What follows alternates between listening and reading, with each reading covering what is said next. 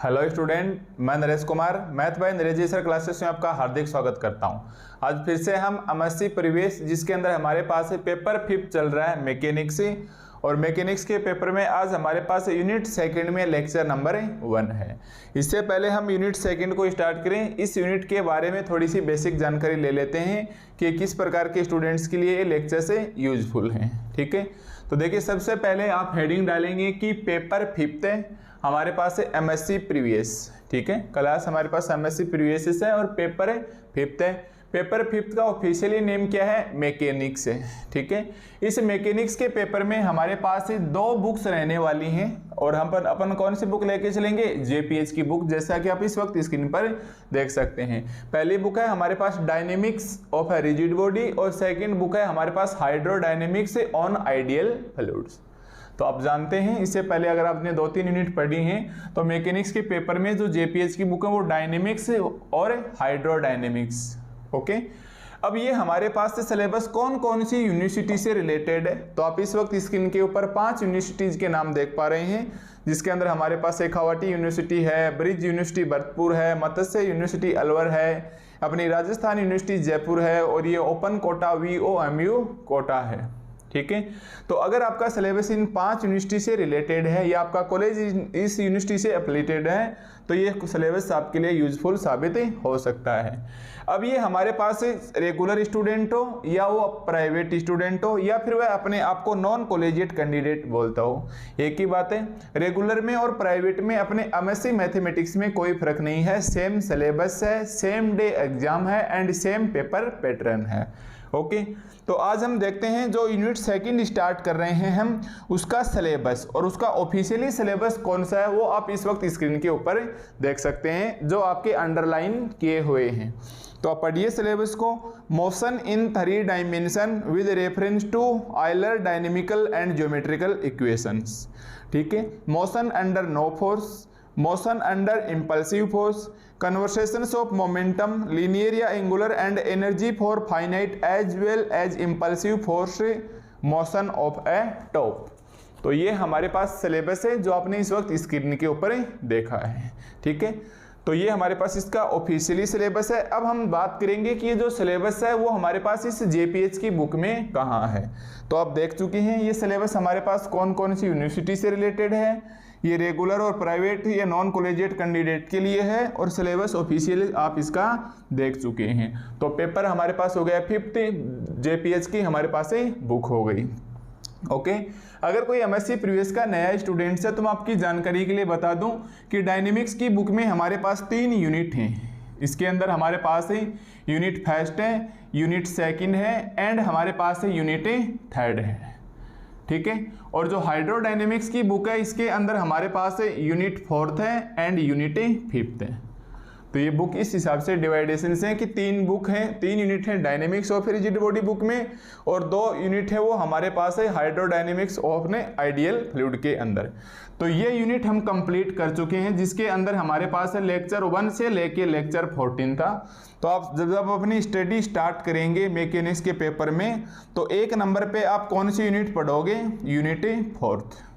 तो हो सकता है कोई नया स्टूडेंट तो डायरेक्ट इस यूनिट में आया हो, तो मैं आपकी जानकारी के लिए बता दूं बहुत सारे वर्ड्स हम पढ़ चुके हैं जो हम पीछे की यूनिट के अंदर काम में लेने वाले। तो सबसे पहले आप यूनिट 4th को पढ़िए जो आपको ऐप में कंप्लीट मिल जाएगी। फिर आप पढ़िए यूनिट सेकंड, यूनिट फर्स्ट जो अपने पास डायनेमिक्स की बुक में है, ये यूनिट 4th हाइड्रो की बुक में थी। इसके अंदर हमारे पास है लेक्चर 1 से लेके लेक्चर 12 तक है, प्लस एक या 2 लेक्चर इसके अंदर और डाल देंगे। ठीक है, तो ये यूनिट कंप्लीट होगी। तो 2 नंबर पे आप कौन सा यूनिट पढ़ोगे?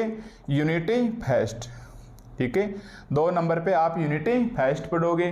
फिर हमारे पास यूनिट थर्ड में मैं करवा चुका हूँ लेक्चर 1 से लेके लेक्चर 8 तक। इसके अंदर भी 2-3 या 4 लेक्चर्स और अपलोड होंगे। हालांकि मोस्ट ऑफ यूनिट पूरी हो चुकी है, बट अपन रिस्क नहीं लेंगे, टोटल क्वेश्चंस करेंगे। तो आप नंबर 3 पे, तो 3rd नंबर पे आपको यूनिट 3 ही पढ़ना है। ठीक है, आज हम स्टार्ट कर रहे हैं यूनिट सेकंड, जिसका हमारे पास अभी जो चलेगा ये लेक्चर से 1 चलेगा। फिर 4 नंबर पे आपको प्रायोरिटी देनी है यूनिट सेकंड को पढ़ने का। इससे क्या कि ये बुक है पूरी एक दूसरे टॉपिक से कनेक्टेड है। अगर आप मान लो स्टार्टिंग में ही सेकंड यूनिट पढ़ रहे हो, फर्स्ट यूनिट नहीं पढ़ी, तो आप बिल्कुल भी नहीं बता पाओगे कि एक्चुअली हमारे पास रिजिड बॉडी क्या होती है। और ये हम इस यूनिट सेकंड के शुरुआत में ही वर्ड सिलेबस यहीं से स्टार्ट होगा कि रिजिड बॉडी। तो इससे पहले आपको यूनिट फर्स्ट पता होना जरूरी है। सबसे पहले आप यूनिट 4 पढ़ेंगे, जिससे आपको मैकेनिक्स की बहुत सारे डाउट्स हैं वो इसके लेक्चर नंबर 1 और लेक्चर नंबर 2 में ही पूरे हो जाएंगे।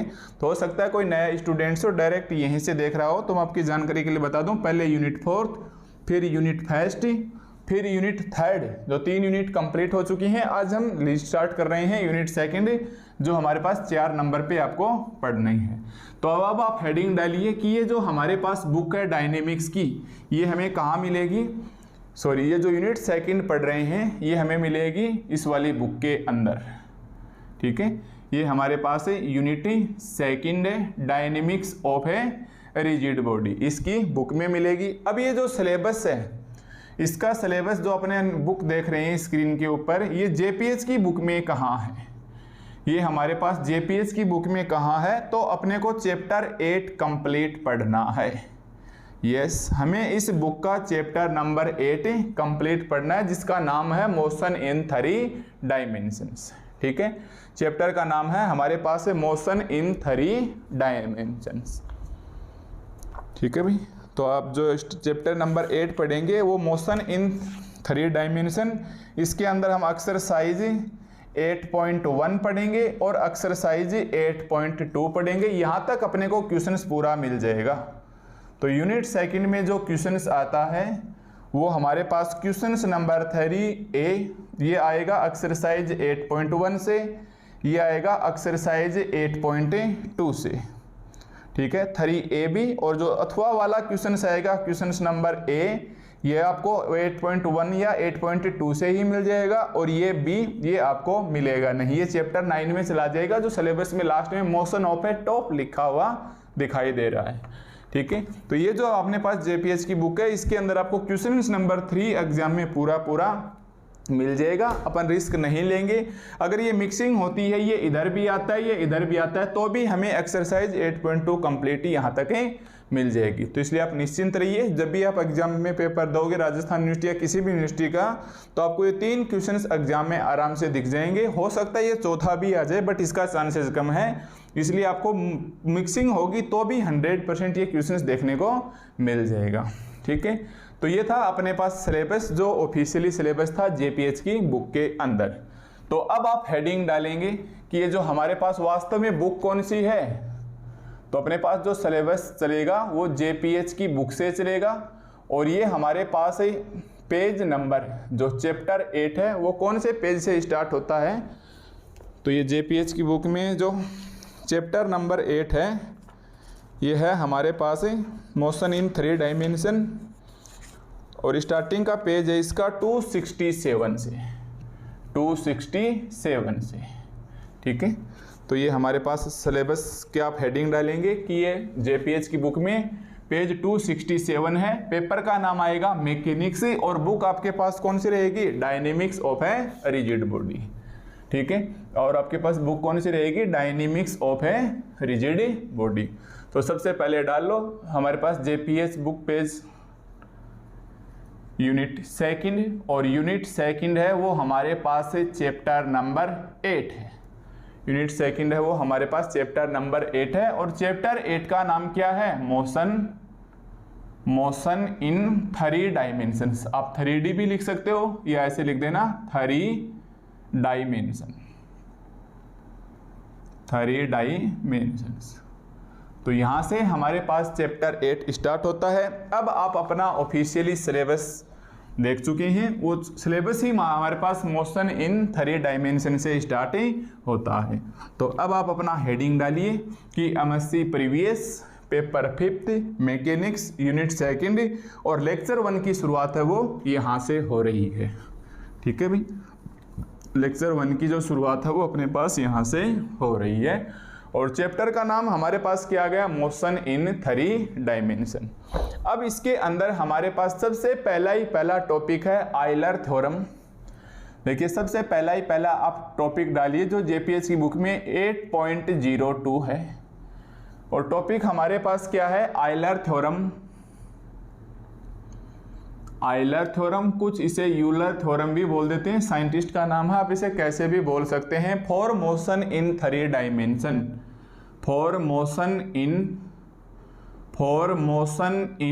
3 dimensions, for motion in 3 dimension, यानी 3 दिशाओं के अंदर हमारे पास मोशन होगा, उसके लिए हमारे पास आयलर थ्योरम क्या है।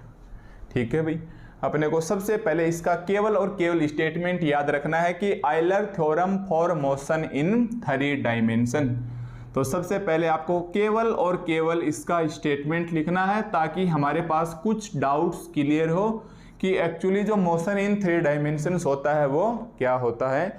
तो इसे सबसे पहले आप ऐसे समझिए कि एक रिजिड बॉडी है हमारे पास, मैं बोल रहा था ना कि हमारे पास नाम आ जाएगा रिजिड बॉडी। अब मैं बिल्कुल भी नहीं बताने वाला कि ये रिजिड बॉडी हमारे पास क्या होती है, तो ये आप यूनिट फर्स्ट का शुरुआत ही यहीं से होता है, इसी डायनेमिक्स की बुक के अंदर से, कि रिजिड बॉडी एक्चुअली ऐसे होती है जैसे कोई बॉडी है, एक पॉइंट ये है और एक पॉइंट ये है, तो ये पॉइंट्स की जो डिस्टेंस डी है, ये हमारे पास अगर बॉडी शिफ्ट होके मूव होके इधर भी आती है तो भी इन दोनों के बीच में ये डिस्टेंस डी ही रहनी चाहिए, यानी कम से कम इनके बीच की दूरी फिक्स रहेगी एक पोजीशन से दूसरी पोजीशन पे। तो ये हमारे पास बॉडी किस प्रकार की कहलाएगी, रिजिड है या दृढ़ पिंड है।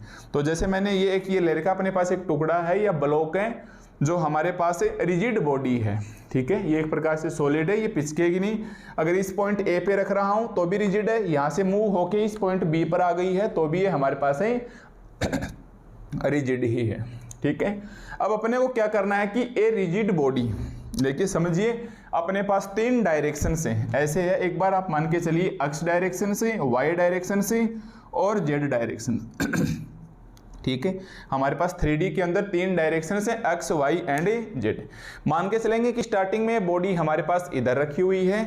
अब अगर मैं इस बॉडी का एक पॉइंट फिक्स कर दूं, अगर मान लो मैं इस बॉडी का एक पॉइंट फिक्स कर दूं, अब मैं इसको घुमाऊं, तो मैंने देखिए ध्यान से देखिए, मैंने इसको ऐसे घुमाया, ऐसे कौन सी एक्सिस के सापेक्ष, एक्स एक्सिस के सापेक्ष। देखिए ये हमारे पास बॉडी है, इसको हमने यहाँ इस अंगुली के ऊपर एक पॉइंट से इसे घुमाया तो इस एक्स एक्सिस के सापेक्ष इसे घुमा दिया, और ये पॉइंट हमारे पास चेंज होना नहीं चाहिए। तो ये तो हो गया हमारे पास इस एक्स डायरेक्शन की ओर। सेकेंड हम क्या कर सकते हैं कि माना ये पॉइंट हमारे पास इसी अंगुली पे फिक्स है, अब मैंने इसे ऐसे घुमाया, ऐसे कौन सी एक्सिस के सापेक्ष, जेड एक्सिस के सापेक्ष। और तीसरा हमारे पास एक तो ऐसे आ गया एक्स एक्सिस की ओर, एक हमारे पास ऐसे आ गया, और एक जेड एक्सिस और मान लो ये, या ले वाई वाली ये एक्सिस मान लो, या इसे देखो ऐसे समझो, ये एग्जांपल इसी रोटेट टुकड़े से आपको सही समझ में आएगा कि 3 डायमेंशन किस प्रकार से होता है। हमें केवल और केवल सिंगल रोटेशन करवाना है। जैसे मान के चलो कि हमारे पास एक बॉडी है, देखिए ये हमारे पास एक इलिप्स टाइप में एक बॉडी है, इसका हमने ये पॉइंट फिक्स कर लिया है। अब क्या किया, इस बॉडी को मैंने घुमा दिया इस साइड में, तो ये बॉडी हमारे पास अगर मान लो यहाँ आ गई तो भी ये क्या है, ये पॉइंट तो फिक्स ही है, या फिर ये हमारे पास बॉडी मान लो इधर आ गई तो भी ये क्या है, फिक्स है, मतलब 3D के अंदर है। ये एक्स एक्सिस की ओर भी रोटेशन में होगी, वाई एक्सिस की ओर भी रोटेशन में होगी, एंड जेड एक्सिस की ओर भी रोटेशन में होगी। और रोटेशन भी हमें केवल सिंगल रोटेशन लेना है, ऐसे नहीं कि ऐसे आधा घुमा कर फिर ऐसे उठा के अंदर ले गए। अपने को क्या करना है, माना ये एक बॉडी है, इसको मैंने एक पॉइंट पे फिक्स किया, पहले घुमाया एक्स एक्सिस की ओर, ये लो एक्स एक्सिस की ओर, एक आ गया हमारे पास वाई एक्सिस की ओर, एक तीसरा और 3D के अंदर ऐसे घूम के आएगा जेड एक्सिस की ओर। तो आयलर ने ऐसे घुमा के बताया था कि ये मोशंस करेगा, कोई भी बॉडी है अपने पास स्पेस के अंदर वो 3 डायमेंशन के अंदर होगी। तो सबसे पहले इसकी स्टेटमेंट में लिखिए ए रिजिड बॉडी, ए रिजिड बॉडी, मतलब जो आप टुकड़ा लेंगे या बॉडी लेंगे वो हमारे पास रिजिड होनी चाहिए। रिजिड क्या है, यूनिट फर्स्ट में मैं बहुत ही अच्छे से बता चुका हूं। Having 1 point fix, having 1 point fix, आप उसका एक पॉइंट फिक्स कर दीजिए। Having one point fix. जैसे ये मेरे पास एक बॉडी है और इसका मैं ये पॉइंट फिक्स कर चुका हूं। मे बी मूव फ्रॉम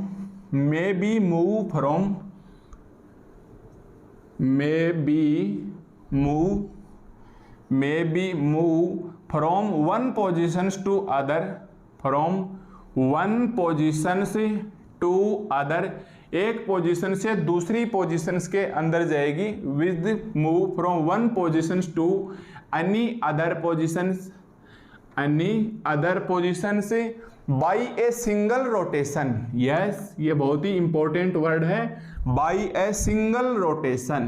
केवल और केवल हम एक ही बार इसको घुमाएंगे, बाई ए सिंगल रोटेशंस। ठीक है, about a suitable axis. Yes, about a suitable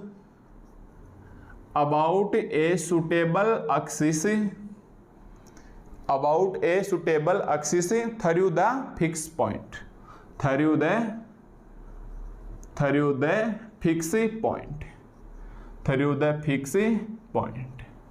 ठीक है। अब इसे एक बार आप वापस से समझ सकते हैं कि आप देखिए स्टेटमेंट देखिए। सबसे पहले Euler theorem for motion in 3 dimensions क्या कहता है कि आपके पास एक बॉडी है, एक रिजिड बॉडी है।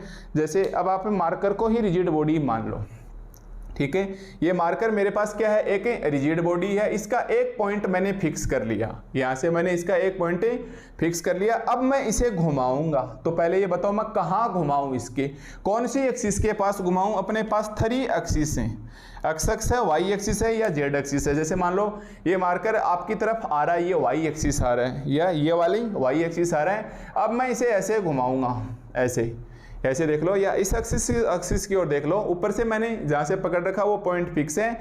अब मैं इसे घुमा रहा हूं इस एक्सिस की ओर, तो ये अपने पास सूटेबल है कि हाँ हम इस एक्सिस की ओर घुमा सकते हैं। अब देखो ऐसे तो नहीं घूम के आएगा क्योंकि मैंने यहां से पकड़ रखा, तो कोई भी एक एक्सिस से इसे फिक्स कर दो। तो हमारे पास जो घूमेगा रोटेशन है वो सूटेबल एक्सिस होनी चाहिए। हाँ, कि कौन सी एक्सिस के सापेक्ष ठीक ठीक आराम से घूम जाएगा। ऐसा तो नहीं है ना कि यहाँ से आके ऐसे घुमा के अंदर ले जाओ, तो जिस प्रकार से ऑसिलेशंस करता है एक्सिस के सापेक्ष उसी प्रकार के सूटेबल एक्सिस हो जाएगी। एक पॉइंट फिक्स कर दो और सिंगल रोटेशन करवा दो, एक पोजीशन से दूसरी पोजीशन में डालो। बस यही आयलर थ्योरम है, ठीक है। इसका आगे टॉपिक आएगा, उसके अंदर इसका पूरा कॉन्सेप्ट क्लियर हो जाएगा। तो आपको स्टार्टिंग में केवल इतना सा याद रखना है कि Euler theorem for motion in 3 dimensions क्या होता है कि a rigid body having one point fix may B move from positions to any other by a single rotation about a suitable axis through the fix point, ठीक है। Move from one position से, ठीक, लिख लो इसको, move from one position to any other. बिल्कुल हमारे पास सेम बुक की लैंग्वेज लिख के चलेंगे, क्योंकि जेपीएस की बुक में जो लैंग्वेज है वो काफ़ी सुटेबल लैंग्वेज है, आपको अच्छे से समझ में आ जाएगी। तो मैं भी उसी लैंग्वेज का इस्तेमाल कर रहा हूँ ताकि आपका कॉन्सेप्ट अच्छे से क्लियर हो जाए। तो ये तो हो गया हमारे पास Euler theorem for motion in 3 dimensions.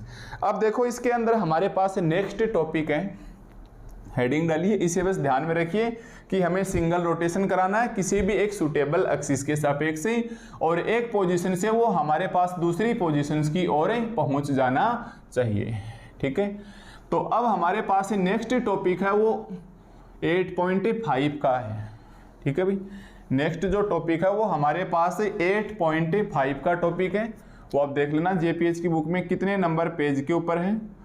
तो 8.5 का जो टॉपिक है वो क्या कहता है हमारे पास है, 3 और 4 छोड़ देना, या आप खुद से पढ़ लेना। Most general motions of body, देखो टॉपिक है 8.03, ये लैंग्वेज है, खुद से देख लेना एक बार।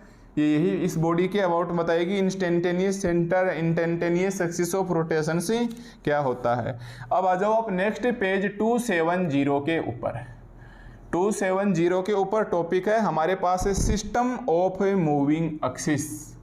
यस, टॉपिक है हमारे पास system of moving axis, system of moving axis. ये हमारे पास एक बार बेसिक चल रहा है, यहाँ से कोई भी क्वेश्चंस एग्जाम में नहीं पूछा जाएगा, बट जब तक आप इसे नहीं समझेंगे तब तक हम इसमें आगे भी नहीं बढ़ पाएंगे। ठीक है, तो हमें एक एक वर्ड सीखना है कि एक्चुअली हमारे पास सिस्टम ऑफ मूविंग एक्सिस क्या होता है। तो देखो, सिस्टम ऑफ मूविंग एक्सिस को समझने से पहले आप एक डायग्राम बनाएंगे और इस डायग्राम को आप 3D के अंदर बनाएंगे, क्योंकि टॉपिक चैप्टर ही है हमारे पास मोशंस इन 3 डायमेंशंस। तो ये हमारे पास एक्स एक्सिस, ये हमारे पास वाई एक्सिस और ये हमारे पास है जेड एक्सिस, ये हमारे पास पॉइंट O और ये हमारे पास है एक्स एक्सिस। ठीक है, ये हमारे पास है ओरिजिन पॉइंट O आ गया। तो ये तो हो गया हमारे पास motion in 3 dimensions. O point है, इसको आप फिक्स कर दीजिए। ठीक है, मैं यहाँ बोल देता हूँ पॉइंट O फिक्स पॉइंट है। पॉइंट O है वो फिक्स पॉइंट, ताकि अपने पास जब भी बॉडी मूव करे तो हमारे पास कोई एक पॉइंट तो ऐसा हो जो उसके अंदर फिक्स हो। तो देखो, सबसे पहले अपने को लैंग्वेज के अंदर क्या लिखना है, सिस्टम ऑफ मूविंग एक्सिस। ध्यान से देखिए, ये जो एक्सिस है कौन कौन सी एक्सिस है, हमारे पास OX है, OY है और OZ है। ये मोशन के अंदर होनी चाहिए, मूविंग करनी चाहिए, गति के अंदर होनी चाहिए। ठीक है, तो सबसे पहले हम लिखेंगे कि लेट OX OY OZ, मेरे साथ साथ लैंग्वेज भी लिखते जाइए कि let OX OY and OZ be, ये क्या है हमारे पास 3 म्यूचुअल परपेंडिकुलर, आपका यूनिट फर्स्ट में भी सीखा हुआ भी है, 3 म्यूचुअल परपेंडिकुलर। ठीक है, म्यूचुअल परपेंडिकुलर क्या होता है, एक दूसरे से 90 डिग्री का एंगल बनाती हैं। जैसे ये 90 डिग्री और ये हमारे पास मार्कर है, इसके साथ भी 90 डिग्री और इस वाली एक्सिस के साथ भी ये 90 डिग्री, मतलब ये ऐसे ये भी 90 डिग्री है। देखो, ये वाला भी क्या है, मार्कर से देखिए 90 डिग्री है और ऊपर वाला भी ये 90 डिग्री का। 3D के अंदर फील करेंगे तो तीनों एक्सिस ये OX OY OZ आपस में एक दूसरे से 90 डिग्री के एंगल पे, या आप बोल सकते हैं कि लेट OX OY OZ भी 3 mutual perpendicular axis fix in space. Mutual perpendicular axis fix in space. देखो ध्यान से, फिक्स इन स्पेस। स्पेस का मतलब अपन 3D के अंदर जहां देख सकते हैं, जैसे मान लो मैंने रूम के अंदर इस प्रकार से 90 डिग्री में ये एक फिक्स कर दिया। ठीक है, तो ये सिस्टम फिक्स है, ये सिस्टम फिक्स है और किसके अंदर है, फिक्स इन स्पेस। अब अपने को क्या करना है इसके अंदर, देखो ध्यान से देखिए, ये हमारे पास OX एक्सिस है, OY एक्सिस है, OZ एक्सिस है, ये तो फिक्स है इन स्पेस के अंदर। अब हमारे पास इसके ऊपर मैंने एक बॉडी रख दी है। ठीक है, अब मान लो मैंने क्या किया कि इस OX OY OZ के ऊपर एक बॉडी रख दी है। ये बॉडी भी हमारे पास कहाँ रखी गई है, 3D के अंदर। तो पहले तो आपने स्पेस के अंदर तो अक्स को फिक्स कर दिया, अब आप इस बॉडी को फिक्स कीजिए। तो हो सकता है मैं बॉडी ऐसी की ऐसी इसके ऊपर रख दूं, बट आपको दिखाई नहीं देगी, इसलिए आप इस बॉडी को ऐसे कर दीजिए कि थोड़ा सा इधर कर दीजिए कि OA है, हमारे पास OB है एंड हमारे पास OC है। ये हमारे पास क्या है, एक बॉडी है और इसको इस प्रकार से दिखा दीजिए कि ये हमारे पास ऐसे है और हमने इस बॉडी को फिक्स कर दिया है। ठीक है, हमने OA OB OC बॉडी को क्या कर दिया है, फिक्स कर दिया है। तो अपन बोलेंगे कि लेट OX OY, एरो का साइन लगा के लिख लेना कि OX OY OZ B है, ये तो 3 mutual perpendicular axis fix in space, fix in space and fix in space and OA OB OC, yes, and OA OB OC B 3 rectangular axis, B3 rectangular axis fixed in body, fix in body, मतलब ये fix in body या body को आप बोल सकते हैं ये fix है इन सिस्टम के अंदर। देखिए ध्यान से देखिए, 3 एक्सिस हैं OX OY OZ, OX OY और OZ हैं, ये तो हमारे पास ब्रह्मांड में फिक्स हैं। यानी आपने बादलों की ओर देखा और यहाँ आपने एक 3D के अंदर फिक्स कर दिया कि ये एक्सिस स्पेस के अंदर फिक्स हैं, आप इसे नहीं हिलाओगे। ठीक है, फिर आपने इस एक्सिस के ऊपर एक बॉडी शिफ्ट कर दी, मैंने यहाँ एक बॉडी शिफ्ट कर दी और इसको मैंने नाम दे दिया कि ये बॉडी क्या है मेरे पास OA, 3D के अंदर रखी जाएगी बॉडी भी, OA OB और OC।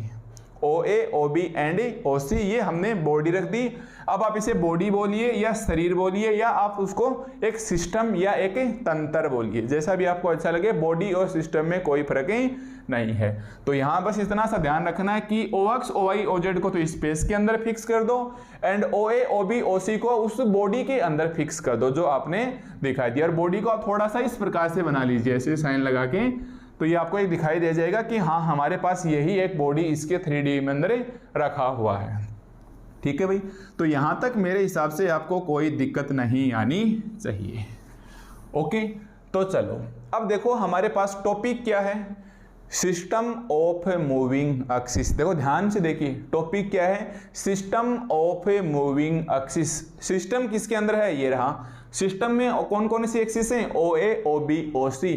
तो मोशन के अंदर या मूविंग कौन सी एक्सिस करेंगी, OA, OB और OC। समझ गए, मतलब ये हमारे पास बॉडी है, ये बॉडी मूव करेगी। ये बॉडी हमारे पास है, हो सकता है ये ऐसे मूव करे, हो सकता है ये ऐसे मूव करे, किसी भी डायरेक्शंस के अंदर OX, OY, OZ डायरेक्शन के अंदर ये मूव कर सकती है। तो सिस्टम है वही मूविंग एक्सिस है। तो ये रहा सिस्टम, और इसकी एक्सिस कौन कौन सी हैं, देखो एक्सिस कौन कौन सी हैं हमारे पास है, OA, OB एंड OC। ठीक है, इसका मतलब अपन क्या लिखेंगे कि लेट द एक्सिस, है ना, दिखाना पड़ेगा ना इस टॉपिक के अकॉर्डिंग। तो आप फिर से हेड एरो का साइन लगा के लिखिए कि let the axis OA, OB, OC। Let the axis OA, OB, OC। ध्यान दीजिए, OX, OY, OZ का आपका कोई रोल नहीं है, ये तो अपने स्पेस के अंदर फिक्स है। ठीक है, तो let the axis OA, OB, OC moving with its body, moving with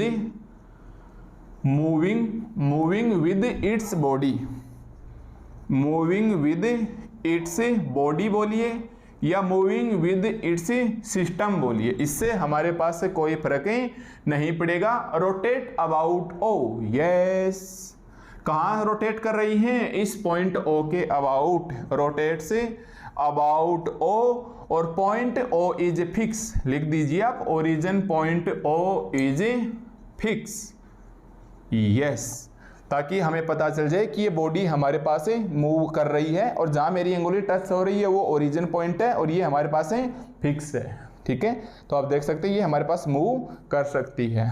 ठीक है, तो ऐसा बिल्कुल आप फील लीजिए। OX, OY, OZ को टच मत करिए, क्योंकि क्वेश्चन ही है हमारे पास सिस्टम को ही मूविंग एक्सिस के लेके जाना है। तो सिस्टम की एक्सिस कौन कौन सी हैं, OA, OB, OC, और इसे हम रोटेशन में ले आए। ठीक है, अब आप मेरे को ये बताइए, पहले मैं लिख देता हूं कि let the systems of moving axis, let the system of, let the system of moving axis, let the system of moving axis. ये जो हमारे पास सिस्टम है मूविंग एक्सिस का, ये रोटेटिंग है, be rotating about, be rotating about, be rotating about, then okay. एक बार रुक जाओ, अब ये हम क्या कर रहे हैं, इस सिस्टम को मूविंग कर रहे हैं। अब मैं पूछूंगा कि भाई आपको ये रोटेशन के अंदर लेके आना है। देखो ध्यान से, यहाँ से छोटी छोटी चीजें कि आपका क्या कॉन्सेप्ट क्लियर होगा, ताकि आप अच्छे से आगे आने वाले न्यूमेरिकल्स या एग्जाम्पल को इजीली सोल्व कर सकें। ठीक है, तो ये जो सिस्टम है OA, OB, OC, ये घूमेगा। ठीक है, अब घूमेगा, अक्स हमारे पास 3 हैं, एक तो ये अक्स फिक्स कर रखा है, ये Z फिक्स कर रखा है, और ये Y, ये तो हमारा पॉइंट OB फिक्स है। अब ये बॉडी है, अब हो सकता है मैं इसे अक्स एक्सिस की सापेक्ष घुमा दूं, तो मैं बोलूंगा कि body late the systems of moving axis be rotating about OA, sorry rotating about OX। हो सकता है मैं इस एक्स एक्सिस के सापेक्ष घुमा दूं, हो सकता है मैं इस Y एक्सिस के सापेक्ष घुमा दूं, या फिर मैं Z एक्सिस के सापेक्ष घुमा दूं। और कौन से एक्सिस के सापेक्ष घुमाना अपने को, जो भी सुटेबल हो। और इसके लिए पहले मैंने लिख दिया आयलर थ्योरम। तो आयलर थ्योरम क्या कहती थी कि ए रिजिड बॉडी, पढ़िए आपने जो अभी अभी सबसे पहले आयलर थ्योरम लिखी थी 8.2 का टॉपिक ही, कि a rigid body having one point fix in fix may be moved from one position to any other by a single rotation about a suitable axis। ठीक है, थ्रू एनी फिक्स पॉइंट। तो आप या तो इसको इस axis की ओर सापेक्ष घुमा दो, या आप इसे OY के सापेक्ष घुमा दीजिए, या फिर आप इसे OZ एक्सिस के सापेक्ष ही घुमा दीजिए, जब आपकी मर्जी। तो यहाँ आपको इसके ऊपर तो ठीक दिखेगा ऐसे कि हाँ आप इसे इसके सापेक्ष घुमा दीजिए, या मैं बोलूँगा कि आप इसे ऐसे घुमा दीजिए, या ऐसे देखो ऐसे। यहाँ मैंने फिक्स कर रखा है पॉइंट, ये देखिए ये कर रहा है ना रोटेशन। अभी हमारे पास इस पॉइंट O के करीब रोटेशन हो जाएगा। तो मैं तो ये बोलूँगा कि आप एक बार समझने के लिए आप Z एक्सिस के सापेक्ष घुमा दीजिए, इससे हमें कोई फर्क नहीं पड़ेगा। तो आप ऐसे लिखिए कि ये हमारे पास इस प्रकार से रोटेट है। यस, आप ऐसे एरो का साइन लगा दीजिए कि ये बॉडी मेरे पास ऐसे घूम रही है। ठीक है, जैसे अपने पास शंकु घूमता है ना, जिस प्रकार कौन घूमती है, उसी प्रकार ये हमारे पास ही घूम रहा है। तो मैं यहाँ बोलूँगा कि let the systems of moving axis rotating about OZ, rotating about OZ। तो अब आ जाइए, घूम कौन रहा है, सिस्टम या फिर स्पेस वाली एक्सिस? तो अपन देखेंगे कि कौन घूम रही है, सिस्टम ऑफ मूविंग एक्सिस। तो Z एक्सिस के सापेक्ष देखो, ध्यान से देखिए, एंगल बनाना बहुत जरूरी है। ये ऐसे घूम रहा है। तो एक तो आ जाइए OA के सापेक्ष, और मान लीजिए कि O से लेके, मतलब इस Z एक्सिस से लेके OA का एंगल हो गया अल्फा। ठीक है, अब OB, तो यहाँ थोड़ा सा और इस साइड में बना लीजिए, ये आ गया हमारे पास से OB, इसको आप एंगल बीटा मान लीजिए। और Z एक्सिस से OC, ये आप एक गामा एंगल मान लीजिए। बहुत ही ध्यान से लिखना भाई, कि मतलब Z एक्सिस से OA क्या है, एंगल अल्फा है। Z एक्सिस से OB क्या है, एंगल बीटा है। और Z एक्सिस से OC क्या है, गामा है। क्यों लिया OA OB OC? क्योंकि सिस्टम्स ऑफ मूविंग एक्सिस के अंदर हमारे पास क्या है, OA OB एंड OC। अब इसके अंदर भी आगे चल के थोड़ा सा आपके प्रेशर्स आने वाला है। ध्यान से देखिए, हमारे पास अल्फा एंगल है, इसकी डायरेक्शन सेम है। गामा एंगल है, इसकी डायरेक्शन भी सेम है। एंटी डायरेक्शन किसकी है, बीटा की। तो आगे चल के हमें इस एंटी डायरेक्शन की वजह से एक माइनस साइन भी लगाएंगे, जो मैं आगे वापस से बताऊंगा। पर एक बार समझ लो, दो एंगल की डायरेक्शन एक और है, पॉजिटिव डायरेक्शन की ओर है, या हमारे पास क्लॉकवाइज है, और ये हमारे पास बीटा एंगल की डायरेक्शन से वो एंटी क्लॉकवाइज है। तो आगे चल के इन तीनों एंगल्स का बैलेंस बनाएंगे, तो बीटा एंगल के क्या लगाएंगे, नेगेटिव का साइन। ओके, तो चलिए आप लिखिए, let the system of moving axis be rotating about OZ, then alpha beta gamma, माने है ना अभी भी, then alpha beta gamma be the angle with,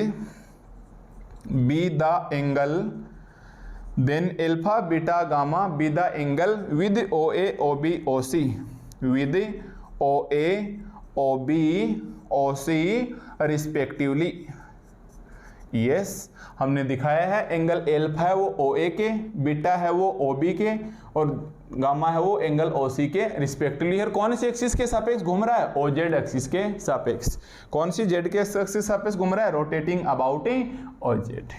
ठीक है, तो यहां तक मेरे हिसाब से आपको इतनी लैंग्वेज के अंदर और इस डायग्राम के अंदर किसी भी प्रकार की दिक्कतें नहीं होनी चाहिए। अगर आप यूनिट फर्स्ट कंप्लीट करके आ चुके हैं तो 100% ये बात आपके अच्छे से समझ में आ रही है। और किसी स्टूडेंट्स की अगर ये यूनिट पूरी नहीं है, यूनिट फर्स्ट कंप्लीट नहीं पड़ी, आधे अधूरे वीडियोज देखे हैं, तो भैया आपका तो बस काम ही चलने वाला है।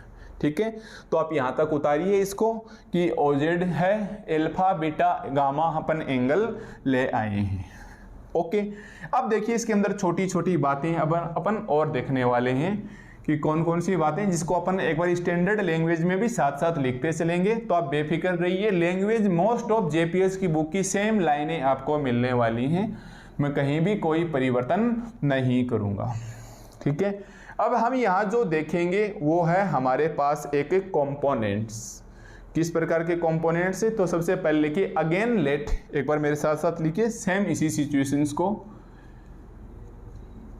Again let. हमने देखो फिर से माना कि the systems of moving axis, the system of a moving axis, again let the system of a moving axis be rotating about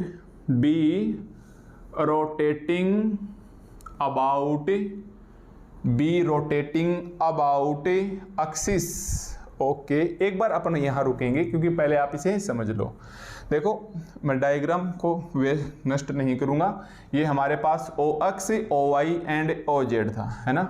अब ये अगर हमारे पास जेड एक्सिस की और ये घुमा है, इसके सापेक्ष हमने घुमाया, तो ये ओ ए आ गया, ये हमारे पास ओ बी आ गया, और ये हमारे पास है ओ सी आ गया। ठीक है, ये ओ ए आ गया, ये ओ बी आ गया, और ये हमारे पास है ओ सी आ गया।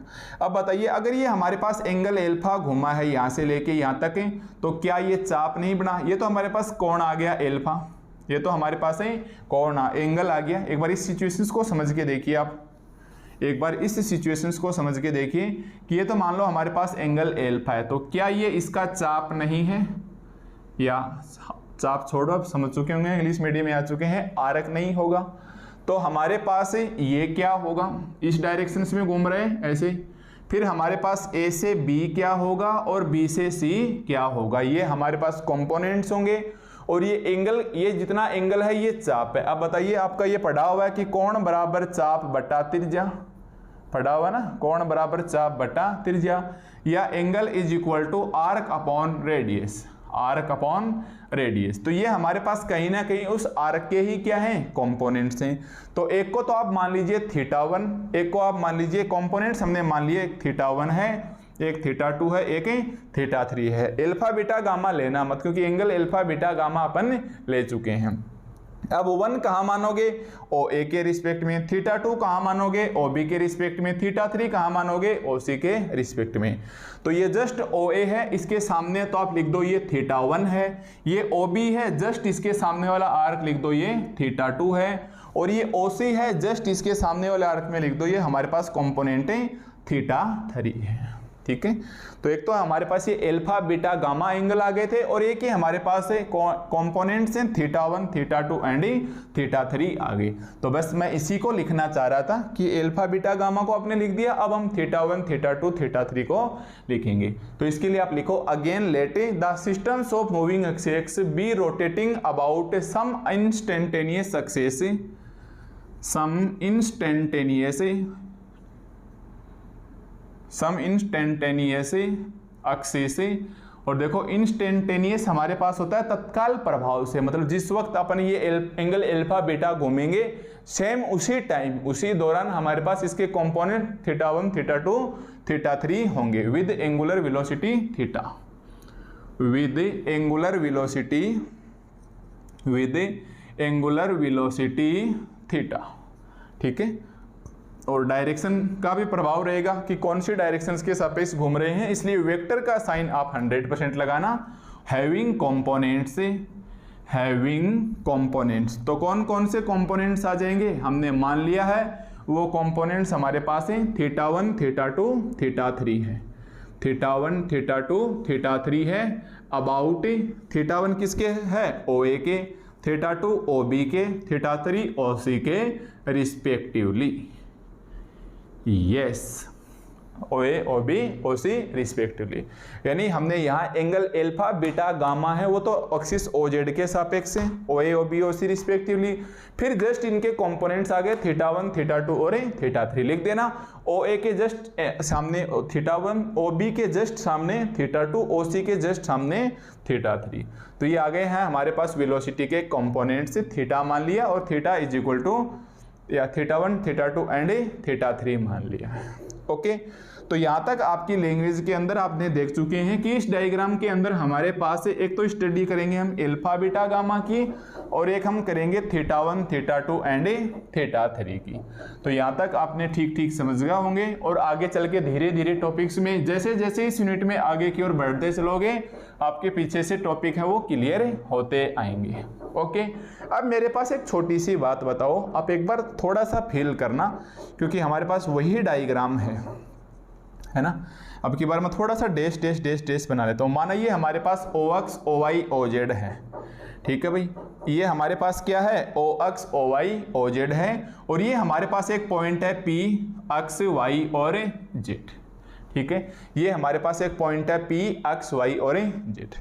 अब देखिए दूसरा हमारे पास इसी के अंदर ओ ए, ओ बी, ओ सी है।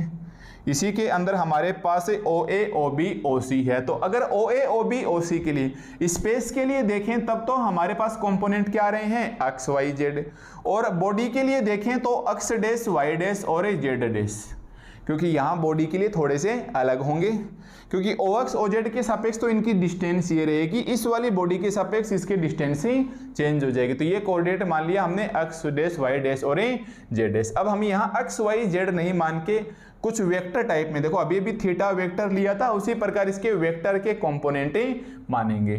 तो आप सबसे पहले लिखिए कि let H vector according to your book, अपन क्या ले लेते हैं H vector be any vector. हमने ले लिया कि एच वेक्टर क्या है, कोई एक ऐसा वेक्टर है सच दैट ध्यान से देखना, सच दैट एक बार तो एक्स वाई जेड के लिए, तो such that H X H Y and H Z पहचान हो जाएगी, किसके लिए आ जाएगा स्पेस के लिए, बी इट्स कंपोनेंट्स अलोंग बताइए ये किसके लिए आएंगे स्पेस के लिए। स्पेस में कौन है along O X O Y O Z respectively, O X O Y O Z respectively, and वापिस डैश डैश डैश ले लो या 1 2 3 ले लो, H1 H2 H3 B its component, ये किसके लिए आ जाएंगे बॉडी के लिए, बी इट्स कंपोनेंट, यानी एक्स वाई जेड तो स्पेस के थे, तो स्पेस में O X O Y O Z थे, ये डैश डैश डैश या H1 H2 H3 किसके लिए है इस बॉडी के लिए, बॉडी में क्या है OA OB OC, तो ये हमारे पास किसके अबाउट आ जाएंगे along OA OB OC respectively, along OA OB OC respectively. तो ये आप 100% इमेजिन कर सकते हैं, इसमें कोई दो राय की बात नहीं है। ये आप 11th क्लास में भी कर चुके हैं, अगर आपके ध्यान नहीं होगा तो कई साल पहले जब आप शायद नए नए साइंस के अंदर आए थे, एक बार मैं बताना चाहूँगा भाई आपको, बीच में 11th क्लास के अंदर आपने 2D में पढ़ा था कि ये हमारे पास ऐसे है, ये OX है, ये हमारे पास OY है, ठीक है, ये हमारे पास OX और OY है। अब आपने क्या किया कि एक पॉइंट ऐसे था P जिसके आपने कोऑर्डिनेट लिए X और Y, अब आपने इसको क्या किया ट्रांसफॉर्मेशंस कर दिया, तो ये आपके पास एक्सिस वहाँ ऐसे आ जाती थी, और ये O पॉइंट आ गया O डैश के ऊपर, तो इसके कोऑर्डिनेट आप मान लिया करते थे X डैश और Y डैश, और ये इतनी दूरी पे आए तो इसके कोऑर्डिनेट आप H के मानते थे। तो जो आपने फर्स्ट ग्रेड सेकंड ग्रेड की तैयारी कभी की है उसको 100% पता है कि आप ऐसे लिखते थे X dash is equal to X minus H, Y dash is equal to Y minus K, या X is equal to X dash plus H और Y is equal to Y dash plus K। अगर 3D में है तो इसे X dash Y dash और Z dash के रूप में लिख दीजिए। तो आज हमने X dash Y dash Z dash की जगह H1 H2 H3 और P X Y Z की जगह H X H Y H Z, क्योंकि यहाँ हमारे पास पूरा का पूरा डायरेक्शन का रोल है। देखो यहाँ हम कौन से डायरेक्शन में जा रहे हैं, अपने साथ साथ एल्फा एंगल है, गामा एंगल है, एक पॉजिटिव डायरेक्शन में जा रहे हैं, बीटा एंगल है वो एंटी डायरेक्शन में जा रहा है। तो डायरेक्शन का जहां रोल होता है वहां हमारे पास वेक्टर तुरंत प्रेजेंट हो जाता है, ठीक है। तो मैं ये क्यों समझाना चाह रहा था 11th क्लास का, क्योंकि आपने देखा है कि ये पॉइंट्स हमारे पास ऐसे होते हैं। तो एक तो हमारे पास इसी कंपोनेंट्स के अंदर, तो आप कोई भी एक पॉइंट ले सकते हैं इस बॉडी के अंदर, ये हमारे पास है HX HY HZ है, और ये हमारे पास है H1 H2 H3 है। लिखना मत, आप एक बार समझिए कि HX HY HZ कहाँ से आए, जब हमने OX OY OZ के सापेक्ष देखा, और H1 H2 H3 कब आए, जब हमने OA OB OC के रिस्पेक्ट में देखा। तो आप बताइए क्या इन दोनों का आपस में रिलेशंस था 11th क्लास में? यस। तो यहाँ भी उनका आपस में क्या होगा, एक रिलेशन होगा। अब वो रिलेशन क्या होगा वो हमें निकालना है, और उसके अंदर भी 11th क्लास का फॉर्मूला ही काम में लिया जाएगा। जो आपको बिल्कुल भी याद नहीं है तो इसको आपको सीधा याद रखना पड़ेगा। मतलब मैं ये कहना चाह रहा हूँ, यहाँ आने के बाद हमारे पास इसके अंदर क्या होगा, एक रिलेशन होगा। कौन सा रिलेशन होगा भाई, इसके अंदर आपस में इस पॉइंटों का रिलेशन होगा कि HX HY HZ में और H1 H2 H3 में क्या रिलेशन है। तो आप उसको लिखिए कि नाउ दी रिलेशन, अब हम उसके लिखेंगे now the relation between, now the relation between these two sets of components, two sets of components, ये हमारे पास क्या है, कंपोनेंट्स तो हैं, एक तो ये वाला सेट और एक ये वाला सेट। तो now the relations between these two sets of components will be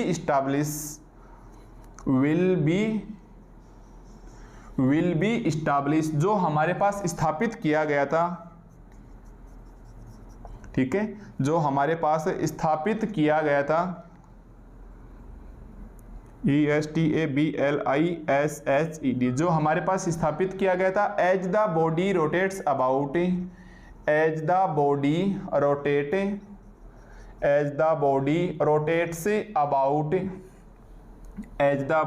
rotates about an instantaneous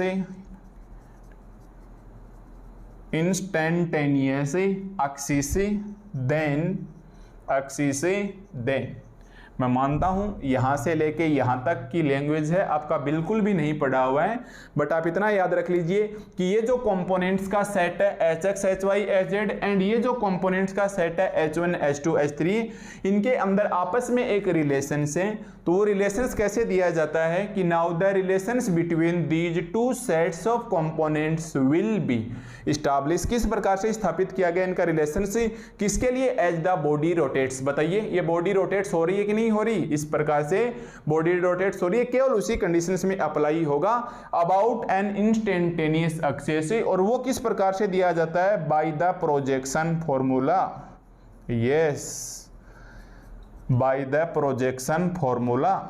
वैसे तो आपने प्रोजेक्शन फॉर्मूला 12th क्लास की फिजिक्स में पढ़ा था या आपने 11th क्लास की ट्रिग्नोमेट्री के अंदर भी पढ़ा था, पर आप भूल चुके हैं, इसलिए मैं यहां स्टार लगा देता हूं, ठीक है। और स्टार का मतलब क्या है कि आपको यहां आने के बाद रिमेंबर रखना है इस लाइन को।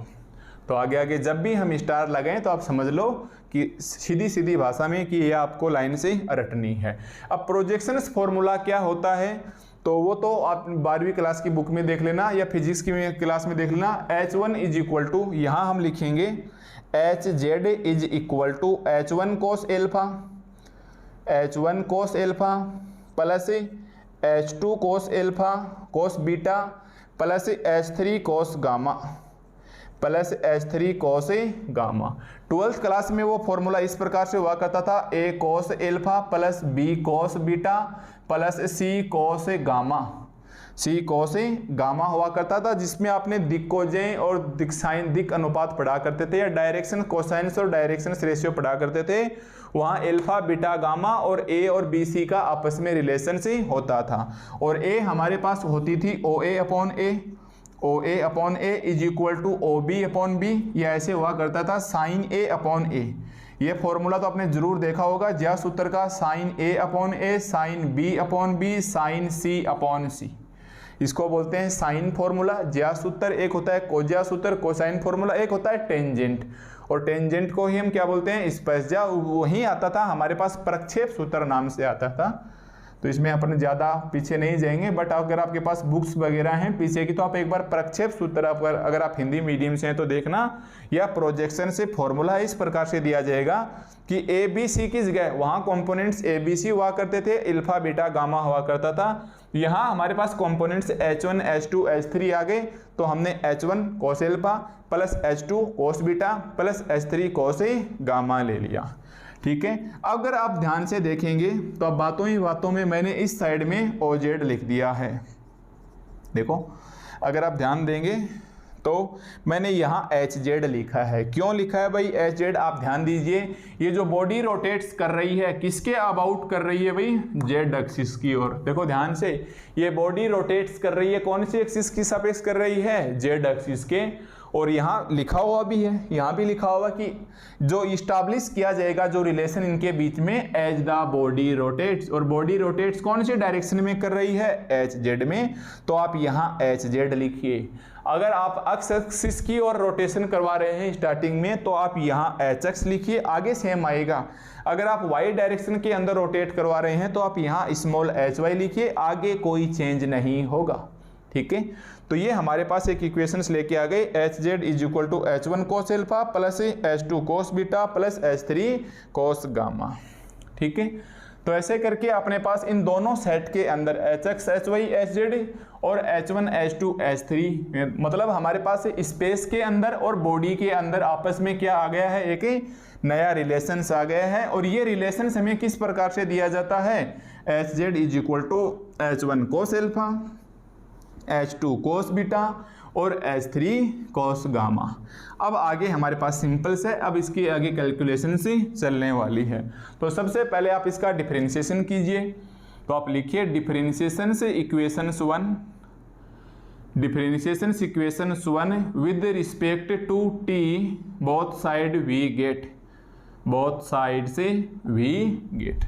तो जब अपन इसका डिफरेंशिएशन करेंगे इस इक्वेशंस वन का, टाइम के रिस्पेक्ट में करेंगे तो ये ऐसे आएगा D H Z upon D T. और अब आपको पता है टी के रिस्पेक्ट में करते हैं तो उसके आप क्या लगा दोगे, डॉट लगा दो। तो ये जो एच जेड है इसके आप ऊपर डॉट लगा दो। डॉट का मतलब क्या होता है, टाइम के रिस्पेक्ट में डिफरेंशिएशन। देखो जब भी ऐसे लिखा हुआ हो इसका मतलब ये डी एक्स बटा डी टी है, ये हमारे पास क्या है, डी एक्स बटा डी टी है। अगर डैश लिखा हुआ हो ऊपर तो इसका मतलब ये एस के रिस्पेक्ट में डिफरेंशिएशन है। डबल डॉट लगा हुआ हो इसका मतलब ये डी टू एक्स बटा डी टी स्क्वायर है। तो ये आपने डीजी वाले पेपर में देख लिए होंगे, जो पेपर 4 है डीजी एंड टी ए या differential geometry and tenses analysis, उसके यूनिट फर्स्ट अगर आप पढ़ चुके हैं तो ये बात आपको खूब अच्छे से पता है। तो हमने इसका क्या किया, डिफरेंशिएशन किया, एच के क्या लग गया, एच डॉट। इसके अंदर पहले एच वन का कर दीजिए, एच वन का एच वन डॉट और कॉस एल्फा को छोड़ दीजिए, फिर एच वन को छोड़ दीजिए, कॉस एल्फा का कितना होता है माइनस साइन एल्फा और खुद एल्फा का एल्फा डॉट।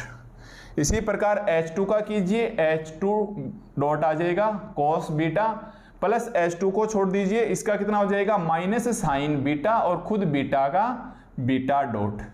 इसी प्रकार पहले एच थ्री का करेंगे तो एच थ्री डॉट और ये कॉस गामा, और फिर गामा का करेंगे तो माइनस का एच साइन गामा और गामा डॉट, ठीक है। मतलब फर्स्ट इंटू सेकेंड लगा दो, पहले को छोड़ दो, दूसरे का डिफरेंशिएशन साइन एल्फा और एल्फा का एल्फा डॉट, प्लस दूसरे को छोड़ दो कॉस एल्फा को एच वन का एच वन डॉट। तो एक स्टेप ये दूसरे वाले के लिए और तीसरे वाले के लिए ये आ गया, ठीक है। इसे हम नाम दे देंगे इक्वेशंस नंबर 2। और ये कब आया, डॉट वगैरह लगाने पे, जब हमने इसका डिफरेंशिएशन कर दिया है किसके रिस्पेक्ट में, with respect to time T. क्यों टाइम टी के रिस्पेक्ट में क्यों किया, क्योंकि रोटेट करेगा तभी किसके ऊपर डिपेंड करेगा, टाइमिंग के ऊपर कि हम कितनी टाइमिंग तक इसको रोटेट करवा रहे हैं, ठीक है। अब देखिए एक छोटी सी एक बात का और ध्यान दीजिए कि जब ये हमारे पास रोटेट करेगा तो किसी टाइम के ऊपर एट एनी टाइम टी, जब ये हमारे पास रोटेट करेगा तो हम लिखेंगे if O Z is coincide, coincide यानी जब ये हमारे पास रोटेट करेगा तो एक वक्त ऐसा आएगा, ध्यान से देखिए, एक वक्त ऐसा आएगा कि ओ ए ओ बी ओ सी जो एक्सिस हैं वो O X O Y O Z के ऊपर सेट हो जाएंगी। अरे ये हमारे पास क्या है, ओ ए ओ बी ओ सी है, ये घूम के इसके ऊपर आ जाएंगी, कोइंसाइड हो जाएगा जेड एक्सिस के ऊपर। तो किसके सापेक्ष घुमा रहे हैं, ओ जेड के सापेक्ष। तो हम लिखेंगे at any time T if O Z coincide with O C instantaneously, with O C instantaneously, मतलब उसी वक्त तुरंत प्रभाव से ये जो ओ सी है, ये जो OC है ये हमारे पास OZ के ऊपर आ जाएगी। जैसे ये घूम के आएगी तो किसी टाइम के ऊपर, हमें नहीं पता वो टाइम क्या है, तो हमने लिख लिया कि at any time t if OZ coincide with OC constantly then instantaneously, then alpha angle क्या हो जाएगा, बीटा एंगल क्या हो जाएगा, और गामा एंगल क्या हो जाएगा। तो आप सोचिए, अगर OC है ये इसके ऊपर आ गया OZ के ऊपर, तो गामा तो किस में चला गया, 0 में।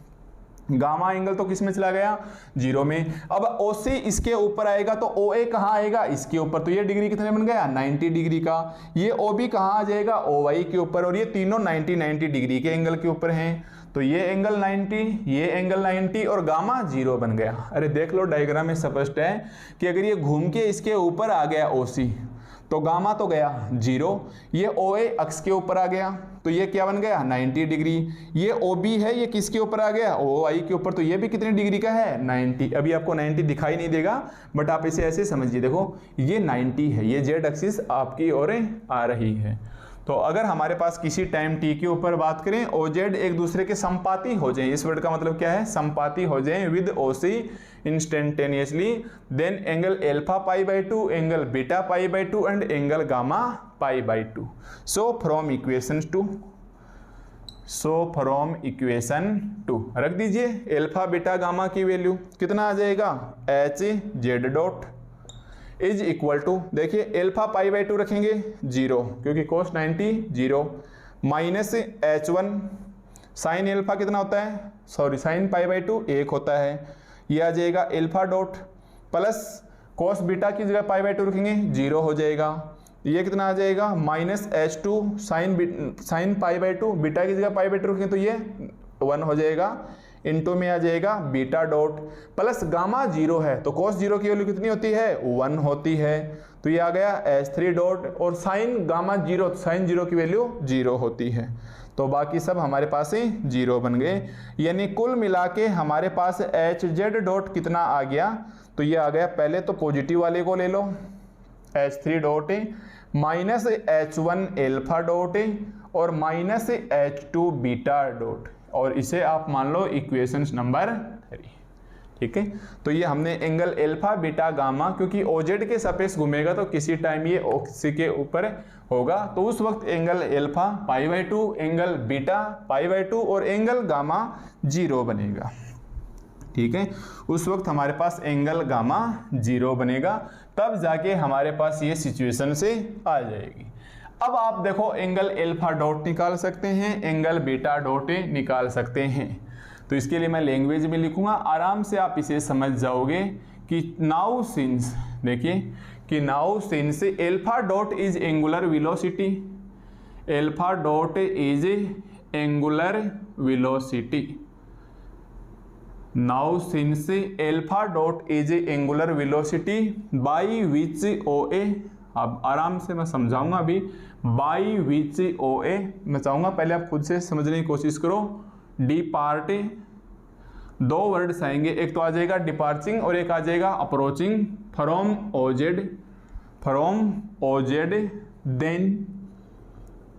देन और यहाँ कुछ स्पेस छोड़िए, एंड फिर वापस beta dot is angular velocity, beta dot is angular velocity, beta dot is angular velocity by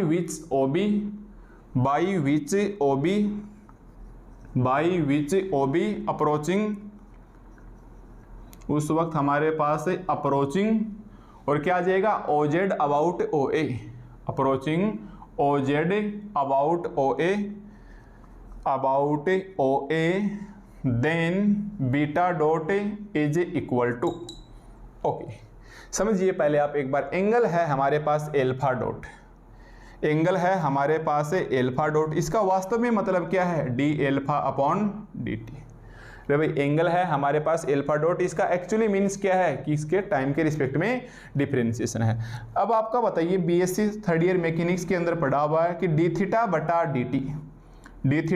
dt को आप क्या लिखते थे, थीटा डॉट है, और उसी को आप ओमेगा के बराबर लिखते थे क्या। इसका मतलब ये क्या है, एक प्रकार से वेलोसिटी है, कौन सी वेलोसिटी है, कौन ये घूम रही है ना रोटेशन के अंदर, तो एंगुलर वेलोसिटी। और वैसे वेलोसिटी क्या होती है, चेंज इन डिस्प्लेसमेंट, ds बटा dt होती है, और एंगल के लिए क्या जाएगी, d थीटा बटा dt या ओमेगा डॉट। तो अल्फा डॉट भी हमारे पास एंगुलर वेलोसिटी है, बीटा डॉट भी हमारे पास एंगुलर वेलोसिटी है। एक तो हमारे पास ये बात।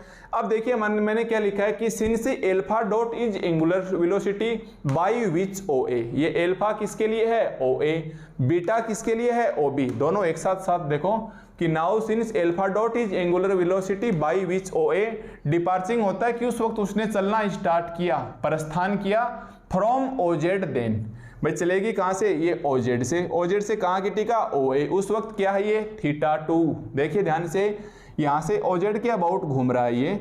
जैसे ही हम इस एंगल α1 पे पहुंचे, एंगल प्रस्थान करना स्टार्ट किया, तो ये हमारे पास कंपोनेंट्स क्या आ गया θ2। तो हम लिख देंगे कि देन, आप यहाँ लिखेंगे देन अल्फा डॉट है वो किसके बराबर आ जाएगा, θ2 के। यस, अल्फा डॉट है वो हमारे पास किसके बराबर आ जाएगा, θ2 के। जब हमने चलना स्टार्ट किया यहाँ से, तो चलना स्टार्ट किया, ओके, पहुंच गए कहाँ, इस OB के ऊपर। तो अगेन हमने वापस लिख दिया एंड बीटा डॉट है वो भी क्या है, एंगुलर वेलोसिटी। अरे भाई अल्फा डॉट है तो बीटा डॉट भी क्या है, एंगुलर वेलोसिटी।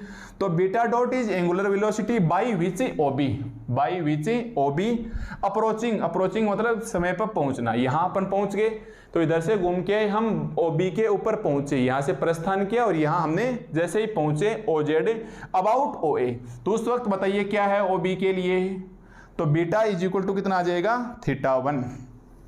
तो उस वक्त हमारे पास है बीटा इज इक्वल टू कितना आ जाएगा, then beta dot is equal to θ1। ठीक है, मतलब OZ से चले, OZ से चले, इधर प्रस्थान किया, डिपार्च किया, तब तो θ2 आया और पहुंचे B के ऊपर, उस वक्त हमारे पास क्या आया, θ1 आया। अब देखिए डायरेक्शन का रोल है कि नहीं, कौन सी डायरेक्शन में घूम रहे हैं हम, लगातार ऐसे घूम रहे हैं। तो अल्फा डायरेक्शन भी इसी एंगल में है, अल्फा डायरेक्शन भी देखो एंगल गामा है इसी डायरेक्शन में, एंगल अल्फा है इसी डायरेक्शन में, बट बीटा वाला एंटी डायरेक्शन में है। देखिए बीटा वाला एंटी डायरेक्शन में है, इसलिए इसके यहाँ माइनस साइन और लगा लीजिए।